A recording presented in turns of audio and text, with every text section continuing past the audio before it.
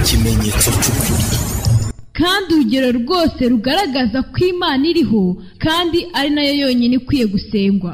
Twarusobanurira abantu muri iki gitabo Korani, nyamara benshi mu bantu baranze barahakana.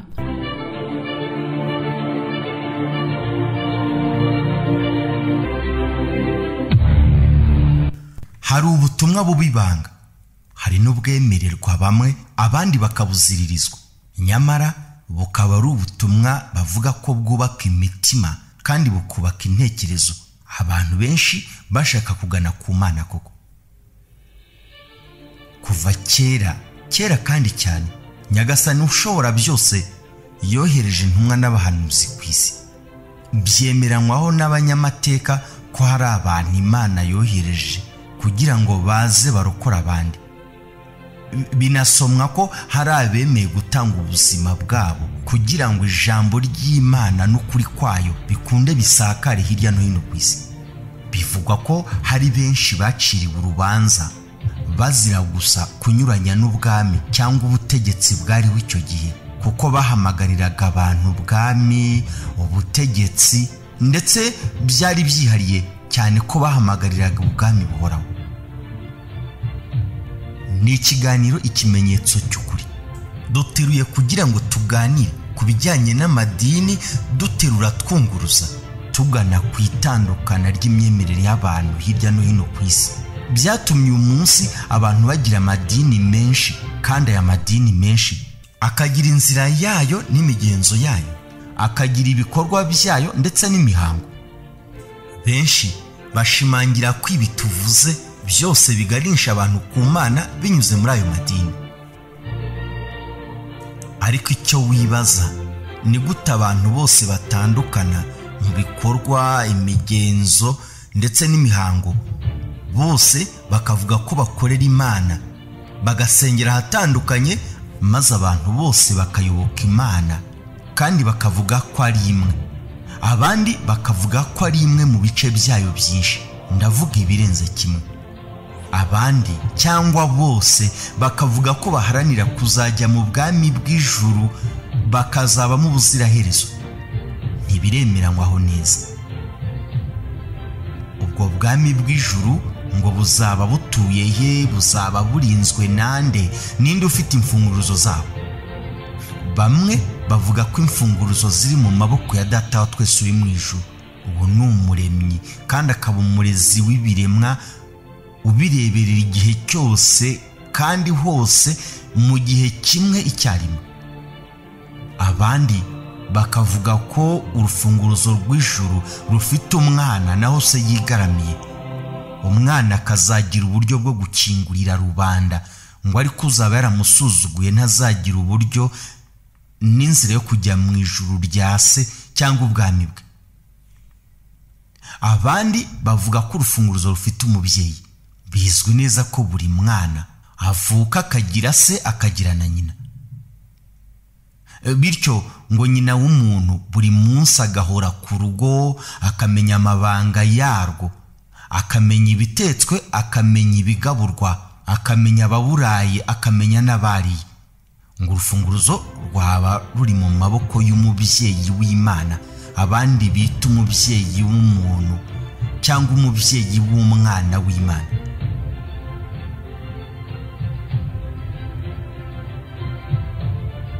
Ikibazo wibaza ni iki cyatumye ibi byose tunyuzemo biba, abantu bakajya mu mayira abiri tuvuze mu gihe gito n'andi tugiye kurondora uyu munsi?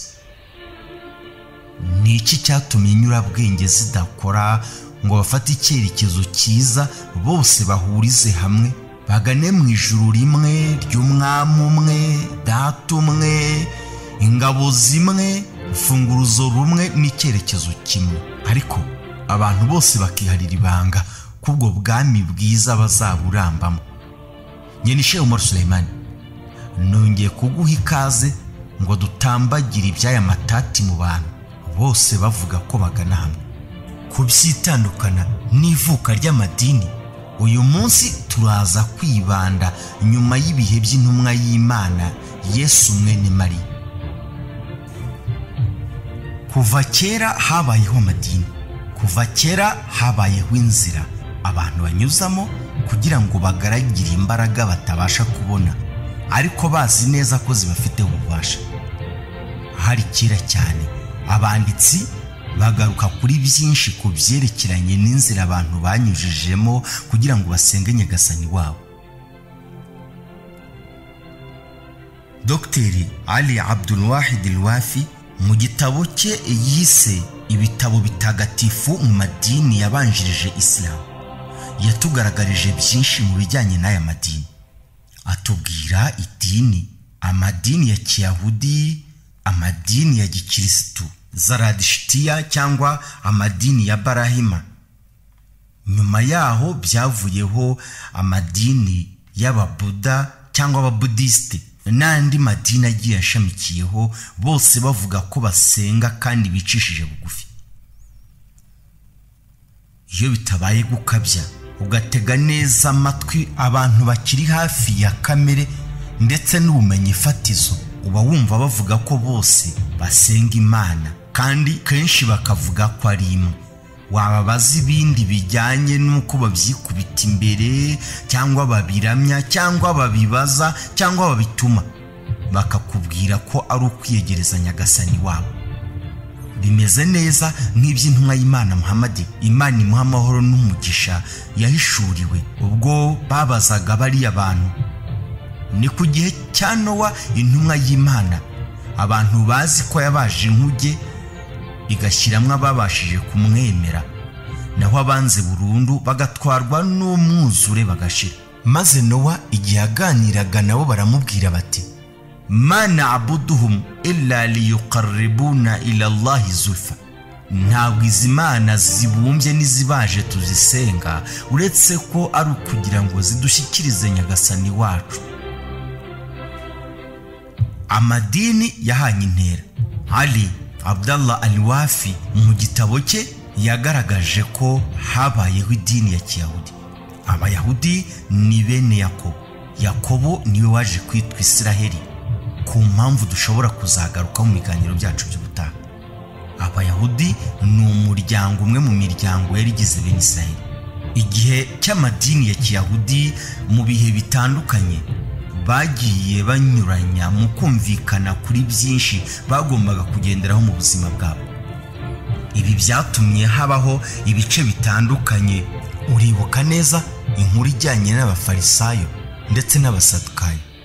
Hamenyekane kandi nanone abitwa Samiriya. Izina ryabo rigaruka cyane ku wabaremeye Imana basenga bayireba mu butayu mu ishusho y'inka, maze bagatangira bakayisenga.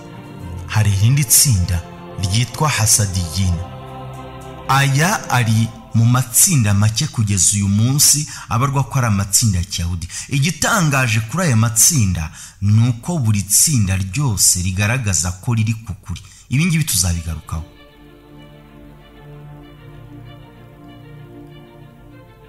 Nyuma y'ibi habayeho amadini ya Gikristo. Yesu yaraje, ariko kuza kwe biba mu buryo butangaje kandi abantu bari batiteguye. Uyu niwe Mesiya, niwe Kristos mu Kigereki, akaba ariwe Kristo mu izina rizenguruka mu matwi yacu buri munsi.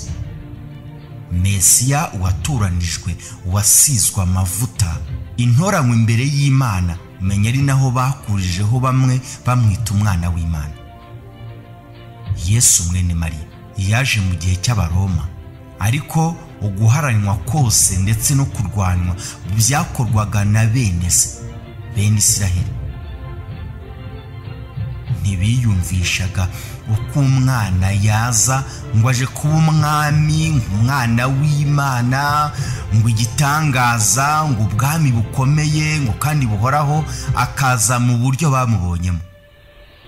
Ni inkuru wumvise mu biganiro byacu byatambutse birebana n'imizire ya Yesu mu isi ndetse no kuyivamo. Yesu yasanze hari Abafarisayo, Abasadukayo n'indi miryango nk'uko wabyumvise. Abo ngo bamushushubikanyaga birenze abandi bose.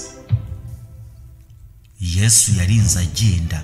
Bamwe mu banditsi babyita ikitaraganya, atageze ku ntego, abantu batarasobanukirwa neza icyamuzanye. Imana yamuhaye ibimenyetso biranga bibi by'ubusa ntibamwumva. Abake bamwumvise yababwiye ko bazahurira mu ijuru. Buri munsi mu ijuru kwa Data, buri munsi mu bwami buhoraho. Nuko nko yababwiraga.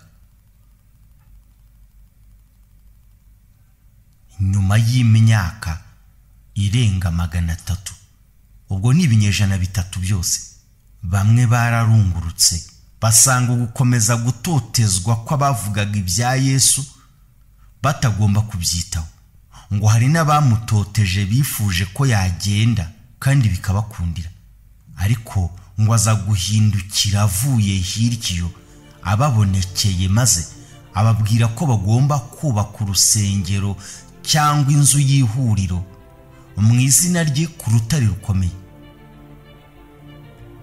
Bamwe mu banditsi bavuga ko amadini menshi avuga ibya gikristo cyangwa se ibya Kristo ariwe Mesiya nk'uko twabivuze byatangijwe n'umugabo witwa Pawulo, bamwe bamwitaga Sawuli.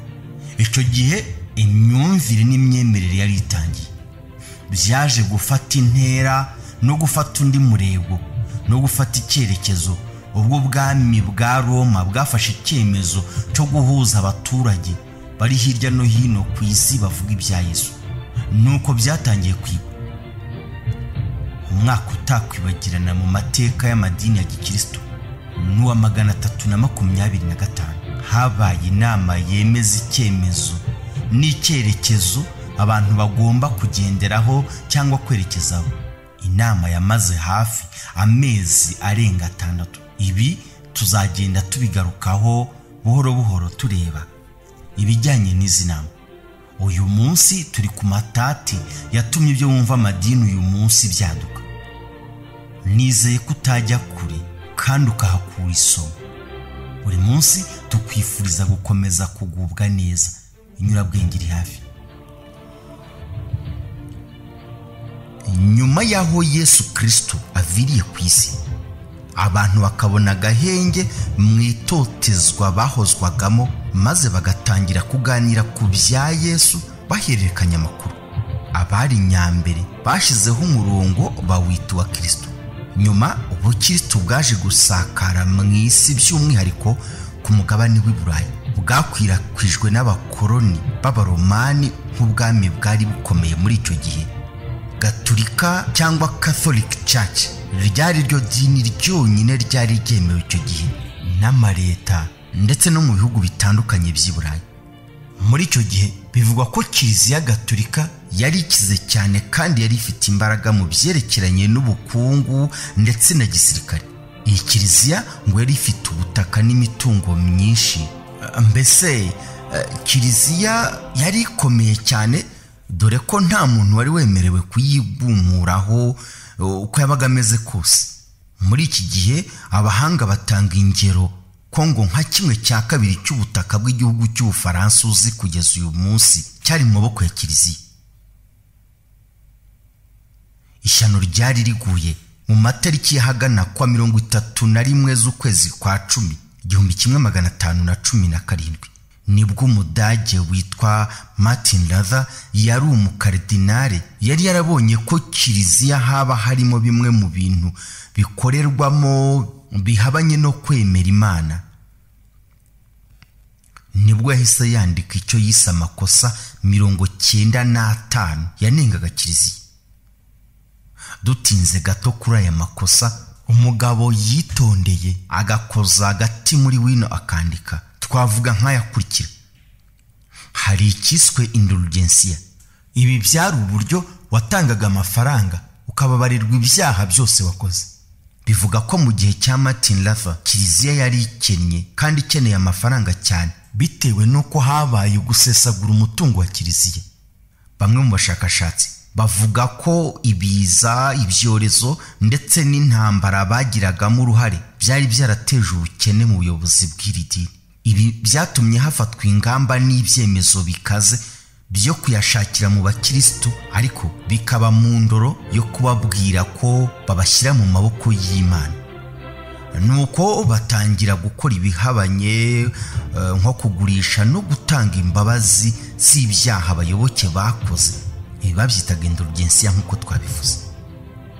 Yabonaga ko hahagarikwa igikorwa cyo kugurisha isakaramentu. Martin yabonaga ko papa ahabwa ububasha burenze, bityo ubwo bubasha bugomba kugabanywa. Yangaga ibivuga ko papa asangiye ubutagatifu n'Imana. Yabonaga ko Bibiliya itakomeza kwandikwa mu rurimi rw'ikilatini gusa, ngo nta n'umukristo n'umwe wari wemerewe kuyitunga cyangwa kuyisoma. Yabonaga ko misa itakomeza gusomwa mu kilatini gusa. We kubwe Martin Luther yabonaga ko abapadiri atari bo bonyine bakwemererwa gukomeza kuririmba mu rusengero. Nibyo byamuteye ubwo guhita ashinga korali, ahita anahimba indirimbo nyinshi. N'ubu zimwe ziracyakoreshwa mu nsengero ziri hirya no hino, zishingiye ku bitekerezo by'uyu mugabo wacuze ubwenge muri kiriya gihe. Butaracya kabiri, papa yaramuhamagaye amutegeka gukuraho inyandiko ze yari yaranditse, yarazibambye ku miryango y'insengero ndetse no hirya no hino, cyane ko yahamagariraga abantu kugana imyivumbagatanyo igamije kwivumbura kuri kiliziya. Ariko yarabyanze. Ibi byatumye papa afata icyemezo amwirukana burundu muri kiliziya. Iri ryari ikosa papa yakoze, kuko byabaye nko gusuka amavuta mu muriro. Nibwo Martin Luther yahise yihutira kwandika Bibiliya mu rurimi rw'Ikidage. Ibi bintu ubundi byari bitemewe na gato. Byatumye Martin Luther ahita abona abayoboke benshi, dore ko icyo gihe kiliziya yari yararembeje abantu, ibaka amaturo n'ibindi nk'uko twabinyuzeho. Ibyo twagarutseho mbere byiyongeraho kuba abantu barahise batangira gusoma Bibiliya bayisomeye, bagacengerwa kandi bakaryoherwa kuruta uko bayisomerwaga. Byabahaye amahirwe yo kumenya byinshi bari batazi. Nguko uko amadini y'abahakanye nk'uko babyita, cyangwa bigometse kuri kiliziya gatolika, mu ndimi z'amahanga bita Eglise Protestant cyangwa abaporoso mu Kinyarwanda, yavutse maze aya madini akwira Uburayi bwose mu gihe gito. Ntabwo Martin Luther yari yiteze ko bizafata urugendo rungana gutya, bigahindura imitekerereze y'abantu, bikanagira ingaruka mu myizerere n'imyemerere ndetse n'imiyoborerwe yabo. Umwami ahora ari umwami, ariko kuri iyi nshuro turashaka gusobanukirwa neza icyatumye habaho idini ry'Abangirikani cyangwa itorero ry'Abongereza ku isi. Nibyo koko umwami ahora ari umwami, ariko kuri iyi nshuro ubwami bwarigumuye, buhimba idini yabo, buhindura icyerekezo cy'imyemerere n'imyizerere ndetse no kubahiriza amwe mu mategeko agenga abasenga. Aha ni mu bwami bw'Ubwongereza. Uribuka inkuru itarava mu mitima ya benshi ku isi, ni inkuru y'itabaruka n'itabarizwa ry'umwamikazi w'Ubwongereza Elizabeth wa kabiri. Uyu ni nawe wari umuyobozi w'idini ry'Abangirikani, Anglican Church ku isi yose. Ariko ibi byaturutse kuki?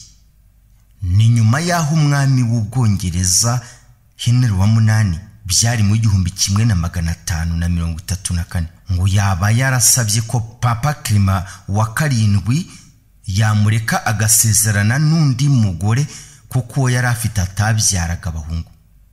Papa Clement wa karindwi icyo gihe yarabyanze, gusa n'ubundi ntibyari ubushake bwe, byari bishingiye ko n'ubundi kiliziya itemera ugusezeranya kwa kabiri igihe cyose uwo bashakanye yaba agihumeka.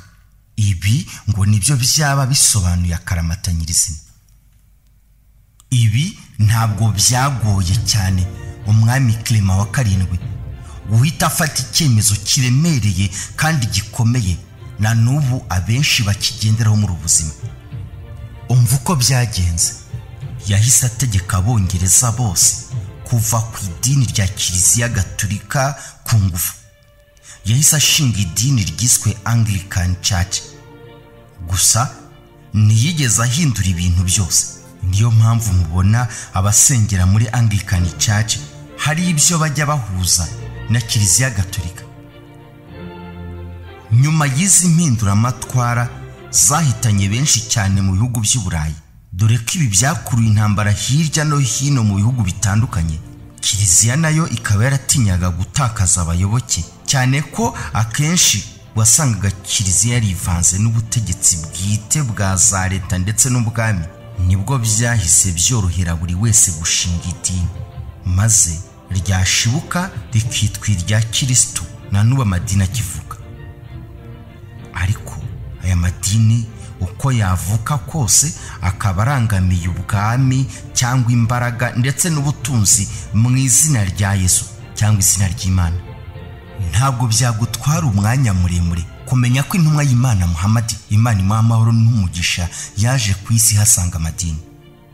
Nibyo wasoma mu isura y'109, Suratul Kafiruna, isura yitiriwe abahakanyi. Itangira ihamagara iti Qul ya ayyuhal kafiruna, bahamagare yewe Muhammad uti yemwe mwabahakanyi mwe. Niyisoza igira iti lakum dinukum waliyadin, mufite idini yanyu nanjye nkagira idini yanyu. N'umurongo wihanangirizaga abasabaga intumwa y'Imana Muhammad kuza mu matorero yabo agasenga hamwe nabo mu gihe runaka, maze nabo bakazaza mu idini ye nabo bagasenga nk'uko asenga. Bikaba impamvu zo kujya ibihe no kugurana Imana bya hato na hato, cyangwa babone ko yatezuka ku Mana ye agasenga Imana yabo. Imana nyagasani uhoraho, Eloi cyangwa Elohim, ari byo bisobanuye Allah, niwe wihariye ubutagatifu bwose kandi hose igihe cyose. Ni izina wasanga bahamagara, ariko kenshi bikatugeraho byatandukanye. Kuki abantu banyuranya bigeze ku kigero cyo kwibagirwa inkomoko yo gusenga bikwiye no kwiyegereza Imana nyayo. Amadini kuva kera yabaye menshi. Habaye amadini abiri ya ngombwa, idini y'ikibi n'idini y'ikiza.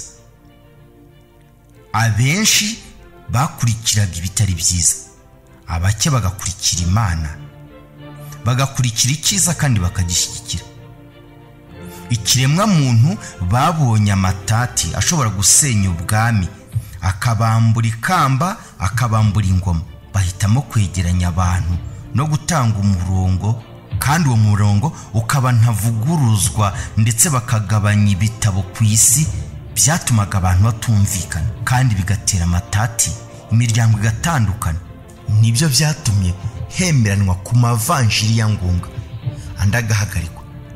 Ibi bitabo bwabyo nabyo byasomwaga abantu bahawe uburenganzira.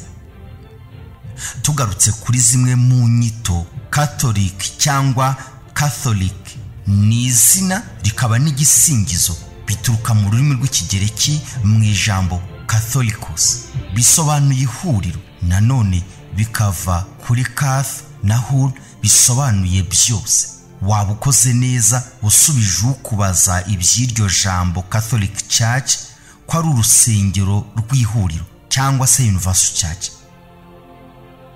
Uru rusengero bigaragara ko rwagombaga guhuza bemera bose, ndetse bikaba n'ihuriro ry'intumwa zakurikiye Yesu. Nyuma y'igihe uru rusengero rwaremwe mu maboko y'Abaroma, rwagiye rwaguka, ariko rukanatandukira imisingi myinshi, ndetse rukanakora impinduka ku mibereho y'abiyemeje kugendera muri uwo murongo. Ijambo Catholic Church ryadukanywe na Mutagatifu Agnesius hari muri Antiokia. Byari bikubiye mu ibaruwa yandikiye Simonias, ubwo yagize ati, aho umwigisha ari hose mureke abantu be nabo bahabe. Ni nk'uko aho Yesu Kristo ari hose tuba dufite Catholic Church. Nuko izina ryadutse maze batangira kurikoresha.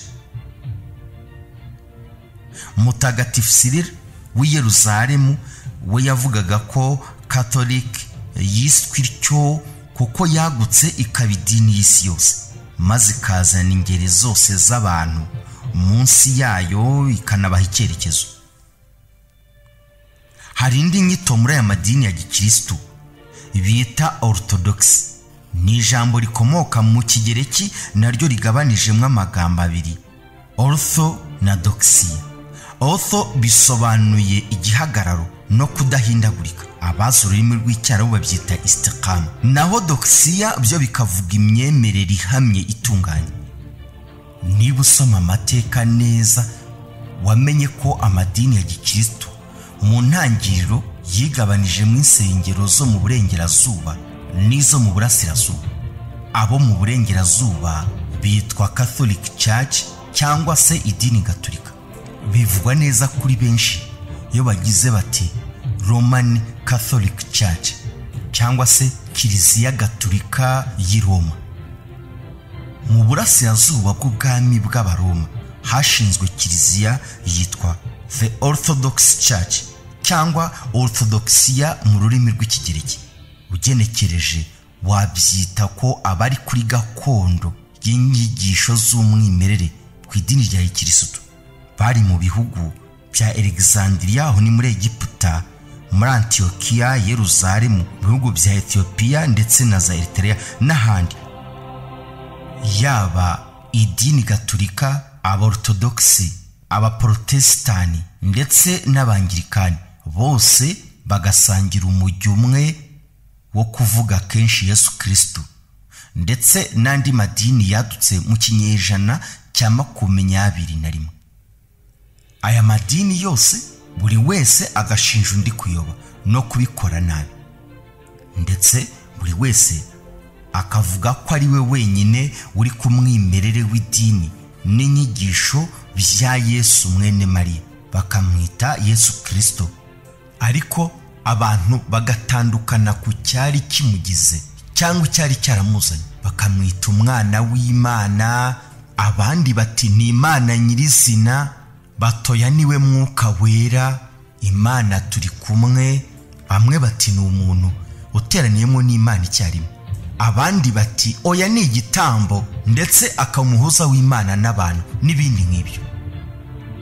Ni kuki aba bantu batandukanye mu cyerekezo, ariko ku rundi ruhande buri munsi bose bahamagarira ubwami bw'ijuru?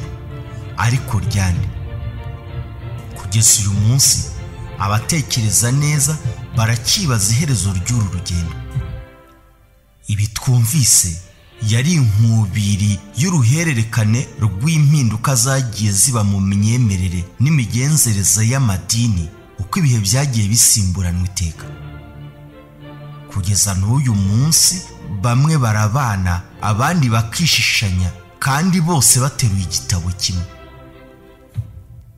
Iki kiganiro ni ikimenyetso cy'ukuri.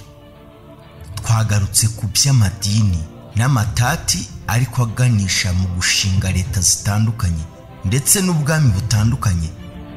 Bamwe bakabyita ubwami bw'Imana, abandi bakabyita ubwami bwa Kristo, cyangwa se bakabyita ubwami bw'Imana na Kristo mu isi. Nge nitwa Sheikh Omar Suleiman. Ubumenyi ngo ni nk'akabati, urufunguruzo rwako ni ikibazo. Niba hari icyo wifuza kubaza, gusobanuza cyangwa kutwunganira, waduha ubutumwa bugufi kuri 078 305 4487. Imana duhaye ubuzima, naho ubutaha tuganira ku bijyanye n'inama zagiye zifata ibyemezo n'icyerekezo mu misengere y'abantu ndetse n'imiyoborerwe yabo ngo bakunde bagane heza, ariko bose ari bamwe. Gusa menya ari ibya wa mugani ngo bazirunge zange z'ibisogo. Naho ubutaha.